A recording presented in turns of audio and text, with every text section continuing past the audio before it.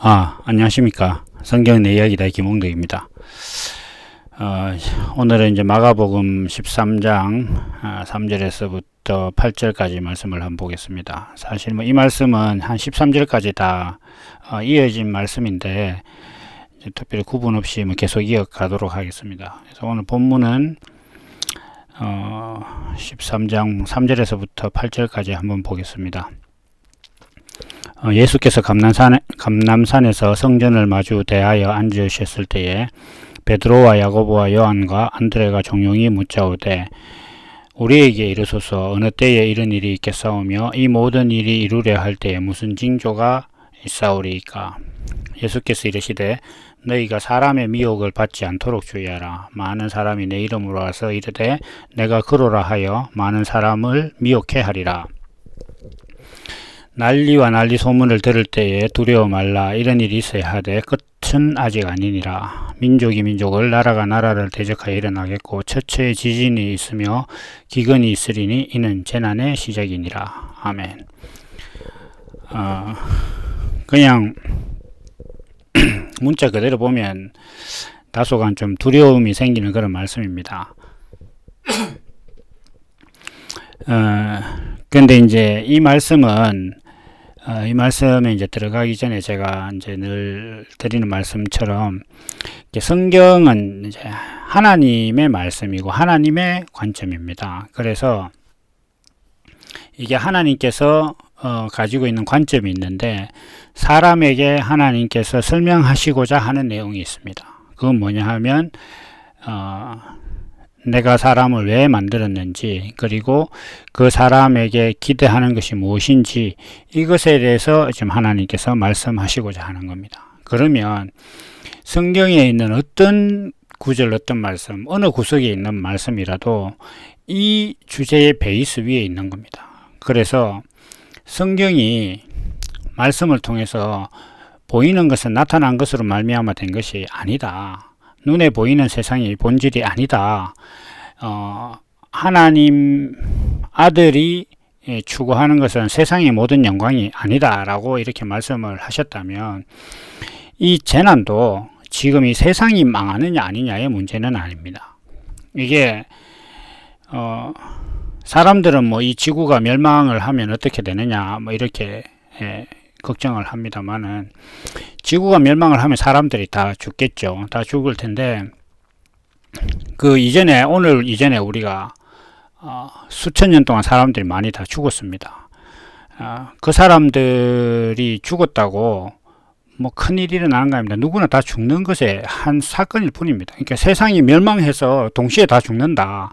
그런 일이 있을지는 모르겠지만 그냥 그것도 사람에게 있는 일이지 그냥 대단한 어떤 그런 일이 아닙니다. 그리고 기본적으로 성경은 눈에 보이는 세상에 관해서 하나님께서 뭔가 이렇게 큰 의미를 두고 계신 게 아닙니다. 왜냐하면 이건 그냥 하나님께서 말씀만으로 만든 세상이에요. 시쳇말로 땀도 안 흘리고 만든 건데 다시 만들면 됩니다.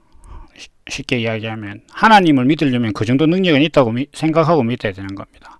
그러니까 본질이 그런 문제가 아니라는 거죠. 물론 하나님께서 이렇게 말씀하신 어떤 그런 내용들이 실제로 있을 거라고 저도 생각을 합니다. 그런데 그것은 그 일 자체를 본질로 그러니까 목적으로 하시기 때문에 세상을 멸망시키신 게 아니라 하나님께서 세상을 만드신 목적과 사람에게 기대하시는 어떤 그 목적이라는 그 궤도 위에서 그것이 필요하다고 생각되면 그때는 그렇게 하실 겁니다. 오늘 당장 하신다고 해도 이 피조물인 인생이 그것에 대해서 무슨 항의를 하겠습니까? 설사 하나님께서 약속을 어기신다고 칩시다. 그렇더라도 사람은 아무 의미가 없는 거예요. 피조물이 창조자가 하겠다는데 그게 무슨 의미가 있겠어요? 여러분들이 그냥 생활 속에서 아주 귀중하게 사용하고 있는 물건이 있다고 치더라도 오늘 그냥 버릴 수 있는 겁니다. 그냥 버릴 수 있는 거, 그게 주인의 어떤 권한입니다. 자, 지금 이제 이 제자들도 예수님께서 하신 말씀에 대해서 이제 대단히 경각심을 갖고 이렇게 긴장을 하고 있습니다. 왜냐하면 제가 방금 말씀드린 것처럼 제자들이 가지고 있는 이제 현재까지의 가치관들도 예수님께서 해결하실 문제가 세상의 문제라고 생각하는 그런 단계에 있지 않습니까? 그러면 이 지금 베드로와 야고보와 요한, 안드레 뭐 이런 제자들, 뭐 비단 이 4명뿐 아닐 겁니다. 그 제자들이 예수님께서 징조가 일어날 것이다 이렇게 했을 때 이 제자들도 야, 큰일 났구나, 이제 이 세상이 무너지는 거구나 이렇게 생각을 하고 있는 겁니다. 앞서서 이제 성전에 대해서 얘기할 때도 성전도 지금 우리 몸이 성전이고 돌 위에 돌을 쌓아서 지은 성전이라는 것은 공로를 쌓아서 하나님을 모시려고 하는 어떤 그런 자기 세계 안의 성전을 이야기하는 것인데, 지금 그것이 보이지 않는 어떤 그런 시점에서 제자들은 이게 지금 큰일 난 겁니다. 이게 지금 그 성전이 무너진다고 하니까. 그래서 이 제자들도 이게 지금 눈에 보이는 어떤 그런 성전이 무너지면 안 된다. 자기들은 하나님의 선민이라는 대단한 자긍심을 갖고 있는 어떤 그 이스라엘 백성으로서 지금 로마의 속국이 돼서 지금 이제 아주 불행한 그런 상황이 이제 곧 개선되고 하나님을 제대로 섬기는 어떤 그런 시대가 오려고 하는데 성전이 무너지다니, 뭐 하여튼 그런 유의 생각을 하고 있는 겁니다. 그래서 이 눈에 보이는 그 예루살렘 성전이 무너진다는 것 자체는 제자들이 생각할 때 이제 그게 재난이다, 이제 큰일 났다 이렇게 생각을 한 겁니다. 그래서 눈에 보이는 성전이 무너지듯이 눈에 보이는 세상도 망할 것이다 이렇게 이제 생각하는 거죠. 그러니까 이스라엘에서 성전이 무너질 정도의 재난이 일어났다 그러면 그 세상이 무너지는 것이다. 제자들의 생각은 그런 겁니다. 근데 지금도 모든 사람들이 다 그렇게 생각합니다. 신앙이 하나님을 믿든지 없든지 간에 이 세상은 언젠가는 망할 것이다. 뭐 이런 그런 생각을 이제 하고 있습니다. 그래서 이제 그것이 이제 너무 궁금한 거죠. 그래서 이제 예수님께 이제 물어봤는데, 여기서는 이제 좀 재밌는 게 있는데, 제가 앞서서 뭐 9절 이하도 다 이제 연결돼 있다고 그랬는데, 지금 재난이 있어서 그 성전이 다 무너지고 세상이 멸망할 판국에 예수님께서 하시는 말씀은 뭐 사람들이 와서 내 이름으로 너희를 미혹할 것이다. 그 다음에 세상이 지금 다 망하려고 하는 판국에 너희를 붙잡아 가서 매질을 하고 공회에 넘겨줄 것이다. 이런 것들을 조심하라고 말씀을 하고 있습니다. 사실 이게 성경을 좀 유심히 보고 있으면 이상해야 되거든요. 지금 민족이 민족을 대항하고 나라가 나라를 지금 서로 전쟁이 일어난 판국에 지금 니 죽고 나 죽자는 어떤 그런 시대고, 뭐 하늘에서 불이 떨어질지 어떻게 될지 모르지만 세상이 망하는 그 판국에 내가 공회에 잡혀간다는 게 지금 뭐 중요하며, 사람들이 뭐 내가 예수다라고 막 미혹한다는 것 자체가 그게 지금 뭔 대수라고 지금 재난을 이야기하는데, 예수님께서 제자들이 예수님께 와가지고 그 재난이 일어날 때 어떤 징조가 있겠습니까? 이렇게 얘기하니까 지금 사람들이 너희를 미혹하고 그 다음에 뭐 사람들이 너희를 공회에 붙잡아가고 뭐 이런 것들은 말씀을 하고 있는 거예요. 그러니까 우리가 성경을 정말 이렇게 눈뜨고 보고 있으면 너무 이상한 겁니다, 이게. 그러니까 내가 성경을 이제 눈에 보이는 세상의 말씀으로 보고 있으며 이게 정말 황당한 거죠. 지금 내일 모레 죽게 된 판국에 지금 내가 공회에 붙잡혀 가는 게 중요하냐. 뭐 공회라고 공회라는 것은 뭐 전쟁에서 무사할 그런 동네도 아닐 텐데 그런 얘기를 하고 계시거든요. 그러면 이게 사람들은 그러면 이게 그 이야기가 아니구나 이렇게 좀 눈치를 채야 되는데 그게 안 되는 거예요. 그게. 그래서 생각해보면 뭐 저도 옛날에는 못했던 것 같긴 합니다. 그런데 어쨌든 간에 그 가치관이 바뀌고 나면 이게 그렇게 보일 수 있습니다. 그래서 지금 이제 예수님께서 말씀하시는 이 재난은 결국 한 사람의 세계, 한 사람의 가치관, 한 사람의 안목, 한 사람의 신앙에 관한 말씀인 거예요. 그러니까 지금 성전이 무너지고 있는데 너는 조심해라 이렇게 말씀을 하고 있지 않습니까? 그렇다는 것 자체는 어떤 세상이 무너질 것이냐 이렇게 할 때 이 물리적인 세상이 언젠가 뭐 망할 수도 있겠지만은 제일 지금 예수님께서 하시고자 하시는 말씀 자체는 뭐냐 하면 너의 세계가 무너질 것이다. 너가 가지고 있는 어떤 그 가치관이 무너질 것이다. 너가 가지고 있는 그 신앙이 무너질 것이다. 그게 재난의 시작이다. 이 얘기를 지금 하고 계신 거죠. 그래서 이 지금 예수님께서 말씀하시는 세상은 가장 목적으로, 그러니까 예수님의 의도 자체는 지구, 세상, 뭐 월드 이런 것들이 아니고 자기 세계. 왜 주변에 좀 독특한 개성을 가진 사람한테 그런 표현을 하자면 저 사람은 자기만의 세계가 있어. 뭐 이렇게 이야기하는 그 세계가 무너질 거예요. 그게 지금 이제 무너지는 어떤 그런 시대가 올 것이라는 걸 예수님께서 말씀을 하고 계신 겁니다.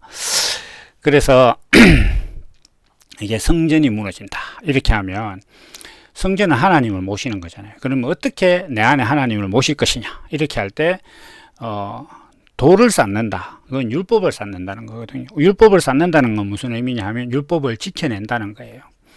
그래서 내가 이제 여러 가지 계명 중에 오늘은 이 계명을 지켜서 흑인 내 인생 위에 놓고 그 위에 또 다시 다음 계명을 지켜서 이렇게 또 놓고 이렇게 해서 이제 쌓아서 그렇게 내가 성경 말씀을 잘 지켜내면 내 인생에 하나님께서 찾아오실 것이다. 이렇게 생각하는 게 그 돌을 쌓아서 성전을 쌓는 어떤 그런 신앙입니다. 한마디로 율법 신앙이고 행위로 의로워지려는 생각이죠.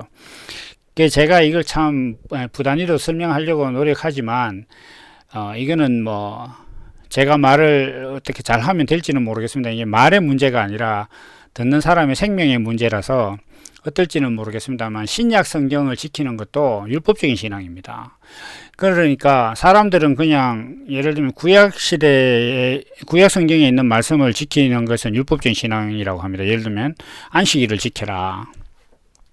그 다음에 돼지고기 먹지 마라. 그 다음에 뭐 굽이 갈라지지 않았거나 되새김질하지 않는 짐승은 먹지 마라. 이런 것들을 지키려고 하는 건 율법을 지키는 것이라고 생각을 합니다. 그런데 기도해라, 감사해라, 기뻐해라 이런 것들은 율법이 아니라고 생각해요. 그런데 그 성경 자체가 율법이고 복음이고 이런 게 아닙니다. 그럼 하나님이 두 분입니까? 하나님이 예수님 오시기 전과 후가 달라졌단 말입니까? 하나님은 영원히 변하지 않으십니다. 그러니까 하나님은 1000년 전이든 10,000년 전이든 했던 말씀도 복음이 될 수 있고 지금의 말씀도 율법이 될 수 있는 거예요. 이걸 지금 사람들이 좀 잘 모르는 것 같아요. 그래서 율법과 복음의 차이는 가장 근원적인 것은 방향의 차이가 있어요. 사실은. 그러니까 복음은 속에서부터 밖으로 표현되는 세계예요. 자기 안에 생명이 있으니까 그것대로 살 수밖에 없게 되는 그런 세계고, 성경을 이렇게 대하고 있으면 자기가 성경을 읽고 이렇게 묵상하고 하다 보면은 내가 그렇게 살고 있다는 게 발견되는 게 그게 복음이에요. 그런데 성경이 이렇게 살아라고 했구나, 내가 열심히 살아야지 이렇게 노력하고 있고 방향이 밖에서 안으로 들어가고 있다면 이미 그거는 뭐 그 구절에 어떠함에 상관없이 율법입니다. 그러니까 지금 이제 기도를 왜 하느냐, 이게 더 중요해요. 사실은 기도를 해서 내가 복을 받아야겠다, 세상에서 성공하는 복을 받아야, 내가 지금 당면한 문제를 해결해야겠다, 시험을 잘 쳐야겠다, 결혼을 잘 해야겠다, 그런 육신의 정욕에 관한 그런 문제들을 구하려고 하나님께 기도한다. 그러면 그건 당연히 율법이죠. 내가 이렇게 하나님께 기도를 하고 성경 보고 교회 잘 나가고 11조 내고 해야 내한테 불행한 일이 일어나지 않는다. 율법이죠. 그러니까 불행한 일이 일어난다는 어떤 그 삶에서 육신에게 어떤 일이 일어난다는 것 자체를 방어하기 위해서 내가 어떤 행동을 하려고 한다. 그 율법인 겁니다. 그러니까 기도를 하든 성경을 하든 속에는 막 화가 부글부글 나는데 화내지 마라 그랬지 하면서 화를 참아야지 이렇게 생각하면서 억지로 참고 있는 거 다 율법입니다. 그래서 그런 신앙, 그런 자기 삶을 살아서 하나님께서 내게 복 주시고 하나님께서 나를 기뻐하시겠다 하는 게 돌을 쌓은 성전이에요.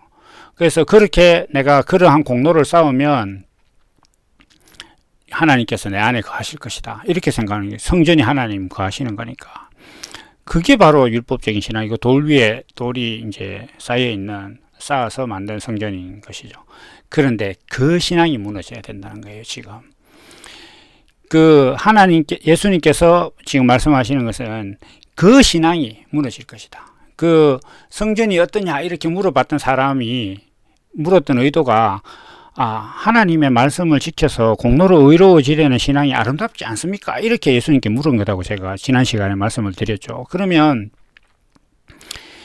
지금 예수님께서는 그게 무너져야 된다 이렇게 한다는 것 자체는 그건 하나님께서 원하시는 것이 아니다 라는 것을 이제 말씀을 하고 있는. 그러면 하나님께서 그것을 원하지 않는다고? 그렇구나 라고 깨달으면 자기가 이때까지 해온 모든 것들이 다 무너지겠죠. 그래서 그게 이제 시작인 거예요. 재난의 시작인데, 이 재난은 내가 지금 이제 바꾸게 되고 그 욥과 같이 되는 어떤 그런 재난이나 전쟁 속에 내가 던져지는 그런 재난이 아닙니다. 이건 그 시작이에요. 시작. 어떤 시작이냐? 그리스도에 대해서 지금 제자들이 알고 있는 것처럼 그리스도는 세상의 문제와 육신의 문제를 해결하는 어떤 그런 메시아고 구원자라고 생각하던 그 신앙이 끝나고 이제 새로운 시작을 위한 어떤 새로운 세계의 시작을 위한 그 시작이 재난으로부터 시작된다는 거예요. 그래서 이 재난은 무슨 재난이냐? 이렇게 할 때 내가 이때까지 옳다고 생각하는 그 신앙이 틀려지는 거예요. 이때까지 정말 나는 예수 이렇게 믿는 거라고 생각했는데 그게 아니었구나. 이렇게 시작을 하는 거예요. 그래서 그 이제 많은 말씀을 이렇게 나누는 사람들 세계에 들어가도 자기가 이때까지 해오던 것이 틀렸구나 이렇게 시작하는 사람은 가능성이 있습니다. 그런데 저 사람 참 말씀이 괜찮은데 이렇게 얘기하면서 자기가 해오던 것에 그 말씀을 이렇게 옵션처럼 이렇게 끼우고 가려고 하면, 제가 생각할 때는 그거조차 안 하는 사람들보다는 훨씬 낫습니다만, 우리가 이 성전이 돌로 이제 쌓은 성전이 무너지지 않고 예수 그리스도께서 자기의 어떤 온전한 구주가 될 수는 없는 겁니다. 그러니까 성전의 지성소의 막도 이렇게 찢어지고 예수님께서 자기 몸을 이렇게 들이신 어떤 이런 사건들도 다 성전이 이제 허물어지는 그런 것들에 대한 거거든요. 그래서 지금 어떤 신앙이 온전한 신앙, 그리고 지금 예수님께서 십자가를 지러 가시면서 변화산 이후에 좀 집중적으로 말씀하시는 그 그리스도의 정체성, 그 십자가로 함축되어서 나타날 그 그리스도라는 정체성의 본질, 사람들이 다들 자기 옳다고 생각하면서 살아가니까 그 옳다는 것 앞에서 내가 하나님의 아들이면 그 모든 것보다 더 옳지만 그 너 옳다는 것에 내 몸을 내어주는 그게 그리스도의 정체성이지, 하나님의 아들이니까 세상적 가치관에 의해서 더 높은 자리에 앉고 좋은 옷을 입고 이렇게 돼서 하나님의 아들이 그 권세를 나타내는 것이 아니다라는 이 결정적인 전환이 십자가에서 일어나는데, 지금 그 전환이 일어나기 전까지 사람들은 그리스도라는 존재는, 메시아요 구원자는 우리 삶의 문제를 내가 지금 정치적인 문제, 사회적인 문제, 경제적인 문제, 이런 문제를 예수님께서 해결하시는 분이라고 생각을 하는 그 신앙 그리고 신앙이 그렇다는 것 자체는 행위로 의로워지려고 하는 어떤 그 신앙이 아니다. 이게 내가 기도를 해서 의로워지는 것이 아니라 내가 거듭나면 기도할 수밖에 없는 존재가 되는 거구나. 군인이라서 군복을 입는 것이지 군복을 입어서 군인이 되는 것이 아니듯이, 내 안에 그리스도의 생명이 있으니까 그 생명으로 거듭나니까 성경대로 살게 되는 것이지, 성경대로 살면 내가 그리스도인이 된다, 이거 아니라는 거. 이거를 깨닫는 어떤 그 과정인 거예요, 지금. 그래서 그 전환에 있어서 이때까지는 내가 성경을 잘 지키면 하나님께서 기뻐하시고 내게 구원도 베푸시고 어쩌고 저쩌고 이렇게 되는 그런 것이 옳다고 믿었던 그 신앙이 무너지는 거예요, 지금. 그러면 이제 나라가 나라를 대적한다 이렇게 하면, 이 어떤 나라냐? 하나님의 나라와 사람의 나라가 서로 싸우는 거예요. 원래 또 사람들끼리는 저끼리 싸워요. 그리고 민족과 민족이 다툰다 이렇게 하는 거는 하나님의 백성과 하나님의 백성 아닌 자들이 다투는 거예요. 내 안에서 하나님, 이제 예수님께서 십자가에서 그리스도를 하나님 아들이 무엇인지를 보여주시니까 그걸 보고서 저것이 하나님의 아들이구나 라고 내가 고백하는데, 내 안에는 그거 외에도 이때까지 그리스도가 세상의 문제를 해결한다고 믿었던 그 그리스도가 그대로 있는 거예요. 제자들이 예수님께서 부활하신 다음까지도, 심지어는 부활하셔서 땅에 한참 계신 후에도 베드로는 엠마오로 도망가다가 예수님 만나지 않습니까? 그만큼 이게 어려운 거단 말이에요. 그래서 나라가 나라를 대적하고 민족이 민족을 대적하는 그런 문제가 자기 안에 있어야 되는 거예요. 그런 과정 없이 순식간에 예수가 자기 있게 된다, 그럴 수 없습니다. 단언코. 저는 그래 생각합니다. 개인마다 어떤지 모르겠지만 사도 바울도 3년이나 아라비아에 가 있었다고 했는데, 그런 이 제자들도 예수님과 3년 동안 있으면서도 그 예수님께서 부활하셔서 부활하신 몸을 보여주고 내 손에 못자국 만져봐라 이렇게까지 한 것을 본 제자들도 예수님께서 부활 성천하시고 다시 성령이 오실 때까지 자기가 지금 이게 비몽사몽간에 있는 거예요. 정말 어떤 그 상황을 정말 진짜 너무너무 감동적이고 리얼하게 보여준 게 요한복음 21장입니다. 그 베드로가 예수님께서 네가 나를 사랑하느냐 이렇게 할 때, 예수님은 네가 하나님의 사랑으로 나를 사랑하느냐 이렇게 물었을 때, 베드로는 내가 인간적인 사랑으로 당신을 사랑했다는 걸 당신이 알지 않느냐 이렇게 답을 하는 거예요. 그래서 그것이 두 번 이어지고 예수님께서 마지막 세 번째, 그럼 정말로 너는 나를 인간적으로 사랑했느냐 이렇게 했을 때 베드로가 그렇다고 다시 고백을 하는 거죠. 그러니까 지금 베드로가 정말 예수님을 위해서 내가 죽을 것처럼 막 이렇게 설치던 그 사람이 풀이 죽어가지고, 저는 이게 사실 대단한 일이에요. 그러니까 제가 왜 이런 말씀을 드리느냐 하면, 우리가 예수가 그리스도라는 것을 내가 발견하고 나서 그것이 내 삶을 지배하는 데까지 어마어마한 세월이 걸립니다. 그거 사실 그냥 손바닥 뒤집듯이 그렇게 된다고 생각하시면 안 돼요. 그러니까 왜 성경에서 그 되새김질하는 고기를 먹으라고 했느냐, 말씀이 내 안에 들어가면 그것이 과연 그런가 하여서 얼마나 그것을 묵상하고 살아내고 이게 안 되는구나 이런 그런 여정을 거쳐야 하는지가 알 수가 없습니다. 그게 그 길이는 모르겠어요. 사람마다 다를 수 있지만 그거 없이 생략하고 바로 나서 바로 뛰어다닌다, 그럴 수 없는 거예요. 그건 짐승들이 하는 거예요. 동물들 중에서 태어나서 가장 자력으로 사는 데까지 시간이 오래 걸리는 게 아마 사람일 겁니다. 제가 알고 있는 생물 중에서는 그렇습니다. 그러니까 그만큼 이 사람이 사람다운 어떤 그런 어떤 모양을 갖추는데 시간이 오래 걸리는, 육신도 그런데 영적인 것은 더한 것입니다. 그래서 이 지금 예수님께서 말씀하시는 이 재난, 갈등이 일어나고 막 이렇게 하는 이 재난이, 이걸 통째로 성경으로 표현한 게 욥기예요, 욥기.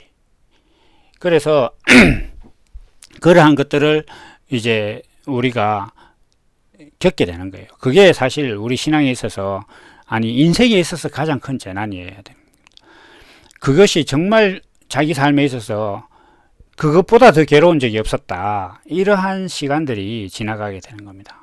그렇게 하고 나면 사람이 어떻게 되느냐 하면, 내가 예수에 대해서 정말 잘못 알았다, 이렇게 고백하는 겁니다. 그래서 그 시인이 있고 나면 이제 거기서부터 거듭남이 있고 정말 진정한 구원의 삶을 살게 되는 거죠. 그래서 사람이 내가 그리스도에 대해서 잘못 알았구나, 내가 하나님에 대해서 잘못 알았구나, 인생에 대해서 잘못 알았구나, 복음과 율법이 무엇인지 구분하는 것에 대해서 잘못 알았구나 라고 고백하는 것 자체는, 잘못 알았다는 그 자체가 죄거든요. 왜냐하면 제자리에 안 있었던 거니까 뭔가 알 것을 원래대로 잘 알아야 되는데 그것이 죄라는 거예요. 그래서 죄라는 말 자체가 하말티언가 하말티안가 그렇게 타고 하는데, 그 원어의 의미가 자리를 떠난 거, 관역에 맞지 않은 창이라는 어떤 그런 개념이란 말이죠. 그처럼 하나님께서 생각하시는 사람과 내가 다르게 생각했다, 내 인생 자체를, 그게 죄라는 거예요. 그러니까 지금 이 베드로를 비롯한 제자들과 유대인들은 그리스도라는 존재는 육신의 문제를 해결하는 분이다라고 생각하던 어떤 그 생각 자체가 죄인 거죠. 그래서 그것이 내가 틀렸구나라고 고백을 하는 거죠. 요한복음 21장에서 베드로가 내가 당신을 필로에 했다 이렇게 고백하는 그것이 자기가 죄를 시인하는 거단 말이죠.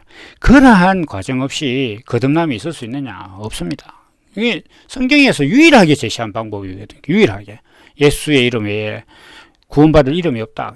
그런 예수가 말씀하시는 어떤 그 정체성 외에는 없는 거예요. 이름이라는 건 정체성이니까. 그런 고백 없이는 되는 게 아닙니다. 그래서 그렇게 되면 어떻게 되겠습니까? 그것을 고백한다 이렇게 하는 것 자체는 자신이 알고 있던 모든 것들이 무너져야 돼요. 그 예수를 믿고 있는 어떤 그런 가치관, 자기가 알고 있는 성경, 자기가 알고 있는 기도에 대한 개념, 뭐 봉사에 대한 개념, 이런 모든 것들이 한마디로 딱 이야기하면 자기 신앙 세계가 완전히 망해야 되는 거예요. 돌 위에 돌 하나도 남지 않아야 되는 거예요. 그 어떤 것도 내 신앙이 그 위에 이렇게 쌓이지 않는 그런 자리까지 가야 되는 거죠. 그래서 이것이 창세기로 보면 이렇게 하면 창세기 이제 흑암이 혼돈하고 이렇게 나오지 않습니까? 그거하고 사실 같은 거죠. 그래서 거기서 내가 뭔가 잘못 알았구나라고 고백을 하고 이제 이것이구나라고 이제 깨닫고 나면 잘못 아는 게 나오는 거죠. 그러면 새로운 것을 발견하지 않았는데 이전 것이 잘못됐다고 알 수가 없는 거예요. 그러니까 그 새로운 것을 알았다는 것 자체는 빛이 있는 거예요. 새로운 인식이 있고 새로운 밝음이 있는 거예요. 그게 하나님의 세계가 새로 시작되는 거예요. 하나님께서 태초에 천지를 창조하시니라 하는 그 태초가 비로소 그 사람에게 이제 그때 시작되는 겁니다. 그래서 이 지금 이러한 말씀들을 재난이 일어났다. 그러면 이 재난이 일어난 게 보여야 될 거 아닙니까? 안 보이면 재난이 일어난지 어떻게 알겠어요? 재난을 인지해야 될 거 아닙니까? 재난을 인지한다는 것 자체는, 자, 예를 들면 지금 사람들이 예수님께서 이렇게 말씀하시지 않습니까? 그 사람들이 와서 내 이름으로 와서 내가 그로다 이렇게 얘기할 것이다 라는 것이 재난의 시작이라는 것이 보이려면 사람들이 자기 이름으로 자기가 그리스도다라고 외치고 있다는 것 자체가 보여야 되는 거예요. 그게 안 보이는데 알 수가 없는 거죠. 그러면 그게 보이려면 예수님께서 말씀하시는 그리스도와 사람들이 생각하는 그리스도가 다르다는 것이 자기 안에 분명하게 있지 않으면 사람들이 내가 그리스도야 라고 외치는 것 자체가 안 보이는 거예요. 그래서 그 사람들이 내가 그로야, 내가 그다 이렇게 얘기하는 것 자체가 보인다는 것 자체는 뭐냐면 그리스도의 정체성이 온전히 자기 안에서 거듭난 생명이 되면 사람들이 이것을 믿으면 육신이 평안해지고 이것을 믿으면 세상에 성공하고 이것을 믿으면 뭐 재앙을 안 당하고 이런 것들을 지금 이야기하고 있구나라는 게 보인다는 거예요. 그게 뭐 교회 안에도 얼마든지 있습니다. 아니 사실 어떻게 보면 뭐 교회도 심각하게 다 그것만 이야기하죠. 하나님께 영광을 돌려야 된다. 이렇게 하면서 뭐 교회를 크게 짓는다거나 이런 것들이 다 그거죠. 그래서 자기도 예를 들면 뭐 저도 마찬가지입니다. 옛날에 교회 이전 신앙에서 교회에 이렇게 뭐 열심히 다닐 때는 어떤 교회 안에서 어떤 그 행위를 잘 하고 뭐 예를 들면은 예배를 빠지지 말자, 뭐 11조를 꼬박꼬박 하자. 뭐 제 군대에 있을 때 군대 봉급도 11조 했던 기억이 나는데 어쨌든 간에 그러한 행위들을 하고 있을 때는 그 지금 내가 하고 있었던 그 자신이 하고 있던 그 행위가 사람들이 외치는 내가 그로다라고 외치고 있는 것이라는 걸 몰랐다는 거예요. 모른데 그 신앙이 무너진 사람은 아직도 저 사람들이 극하고 있구나라는 게 이제 보인다는 겁니다. 그래서 이러한 모든 과정들이 시작이다. 어떻게 보면 지금 예수님께서 말씀하시고 있는 이 민족이 민족을, 나라가 나라를 대적하는 자기 안에서 하나님의 혈통과 하나님이 아닌 사람의 혈통이 막 싸우고 있다거나, 그리고 뭐 하나님 나라의 의와 세상의 나라의 의가 자기 안에서 막 혼재돼서 싸우고 있고, 그 다음에 이전에는 몰랐는데 사람들이 다 세상에서 성공하는 방법을 내가 알려주마라고 외치고 있다는 것이 막 보인다거나, 그리고 이렇게 해야 구원받는다라고 뭔가 자꾸 돌 위에 돌을 쌓아라 라고 사람들이 외치고 있다는 것이 보이면, 그게 보인다는 것 자체는 그것이 아닌 세계가 뭔지를 알았기 때문인 거죠. 그래서 예수님께서 십자가에서 보여주시고자 하셨던 그 그리스도, 하나님 아들이 어떠한 존재인가라는 것이 자기 안에 들어와서 그 성령으로 말미암아 거듭난 생명이 되고 나면 그 생명으로 보니까 보이는 거예요. 그러니까 그 생명 없이는 이게 보일 리가 없는 겁니다. 이거 공부한다고 보이지 않습니다. 그래서 그런 생명으로 새롭게 보인다는 것 자체는 생명이 달라졌다는 거예요. 그러니까 늑대가 양으로 거듭나면 썩은 고기가 먹을 것이 아니어야 되거든요. 옛날에 내가 저걸 먹었지. 뭐 이게 좀 그한 비유긴 하지만, 너무 과한 비유긴 하죠. 그 썩은 고기를 보고 이게 뭐지? 이렇게 생각할 때 이거 양이 된 거지. 요거 먹고 싶은데 이렇게 되면 아직 양이 아닌 거죠. 그것처럼 이러한 어떤 그 사람들의 세계가, 내가 이렇게 이런 것들을 지키면 보상으로 육신의 성공과 세상의 성공이 나온다, 주어질 것이다. 그런 그 가치관 속에서 사는 것이 하나님 아들이 아니다. 하나님 아들은 돌로 떡을 만드는 존재도 아니고, 높은 곳에서 뛰어내렸을 때 죽지도 않는 그런 존재가 아니고, 그러한 존재가 되기 위해, 그러한 존재를 제시하는 자에게 절을 해서 세상의 영광을 얻으려고 하는 자도 아니다. 이것이 자기 안에 새롭게 열리면 그때가 하나님의 세계가 새로 시작되는 거예요. 그래서 재난이 시작된다, 땅이 혼돈하고 공허하며, 이렇게 시작된 것처럼 그게 신앙의 본질적인 시작이다. 그 이전까지는 그 시작을 위해서 있는 준비 과정이 뿐인 거죠.